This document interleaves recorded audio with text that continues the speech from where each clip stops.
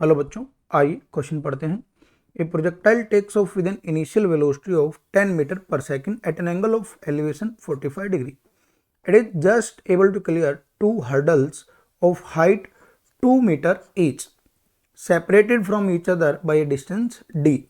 Calculate d at what distance from the point of projection is the first hurdle placed, taking g is equal to 10 meter per second square. देखिए दो part पूछे गए question में, तो सबसे पहले diagram देख लेते हैं। एक पार्टिकल को प्रोजेक्ट किया गया है, सपोज यहाँ से प्रोजेक्ट किया गया है विद वेलोसिटी u और that is given as 10 metre per second, ठीक है। और इसने जो एंगल बनाया है हॉरिजॉन्टल के साथ, वो एंगल दे रखा है एलिवेशन 45 डिग्री। अब देखें, अब पार्टिकल जो है वो इस तरह का पाथ फॉलो कर रहा है प्रोजेक्टाइल मोशन के लिए। अगर पार्टिकल इस तरह का पाथ फॉलो कर रहा है तो इसका पॉइंट ऑफ कोलिजन होगा। अब बोला गया पार्टिकल दो हर्डल को कवर कर रहा है और दोनों हर्डल जो हैं, ये जो हर्डल है ये भी 2 मीटर का दे रखा है और यहाँ पे भी एक हर्डल है जो कि गिवन है 2 मीटर का, और इन दोनों के बीच की जो डिस्टेंस है वो गिवन है D the distance between the two hurdles. तो हमें फाइंड आउट डी करना है। और दूसरा कि पहले से पॉइंट ऑफ प्रोजेक्शन से पहले हर्डल की डिस्टेंस, सपोज ये डिस्टेंस हमने मानी x, तो ये डिस्टेंस हमें बतानी है। तो ये पॉइंट ऑफ प्रोजेक्शन है, तो ये वाली जो एक्सिस है ये हो जाएगी y एक्सिस और इसको हॉरिजॉन्टल या x एक्सिस ले लेते हैं। तो देखें, अब इसके कंपोनेंट हो जाएंगे वेलोसिटी के, ये वाला कंपोनेंट ux और ये कंपोनेंट है ui।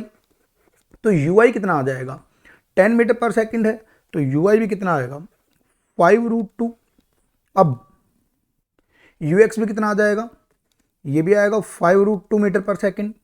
अब मान लो यहाँ तक पहुँचने में उसको टाइम लगा t1 और यहाँ तक का जो टाइम है वो लगा t2 और ये हमारा मैक्सिमम हाइट वाला पॉइंट है।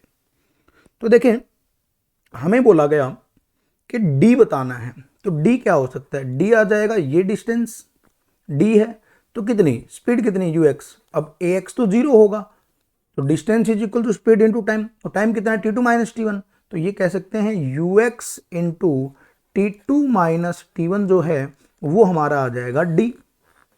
तो पहले t1 और t2 को सोल्व कर लेते हैं।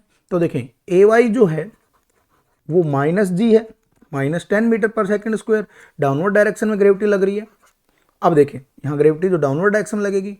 अब ये देखें sy वर्टिकल हाइट निकाल लेते हैं, UYT plus half of AYT, AY into T square. तो SY कितना है, SY 2 मीटर, हर्डल्स के लिए लेते हैं, तो 2 इज इक्वल टू UI कितना है, ये हमें पता है 5√2 into T minus half of G को 10 लिया इंटू टी स्क्वायर। तो यहाँ से सोल्व करेंगे तो 5t square minus 5t plus 2 is equal to 0। तो यहाँ से t की दो वैल्यूज आ जाएंगी।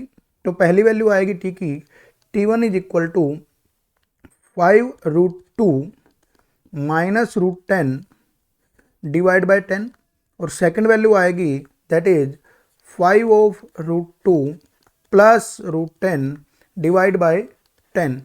अब यहाँ से d की वैल्यू आ जाएगी, तो d will be equal to ux कितना है, ux देखें 5√2 इंटू में t2 माइनस t1, जब t2 हमारे पास ये है और t1 ये है, तो t2 माइनस t1 जब पुट करेंगे तो हमारे पास वैल्यू आ जाएगी 2√10 डिवाइड बाई 10। जब इसको सोल्व करेंगे तो ये आएगा 4.47 मीटर। तो पहला आंसर आ गया है डी का, दैट इज 4.47 ऑफ मीटर। अब सेकंड देखें, हमें पूछा क्या गया, ये x पूछा गया, तो x को कवर करने में टाइम कितना लगा है, दैट इज t1। तो वेलोसिटी कितनी है ux, तो x लिखा जा सकता है ux इंटू में टाइम लगा है t1, तो x विल बी ux कितना है 5√2 इंटू t1 कितना है, t1 ये रहा, तो t1 की वैल्यू आ जाएगी 5√2 माइनस √10 डिवाइड बाई 10। जब इसको सोल्व कर लेंगे तो ये आएगा 2.7 मीटर।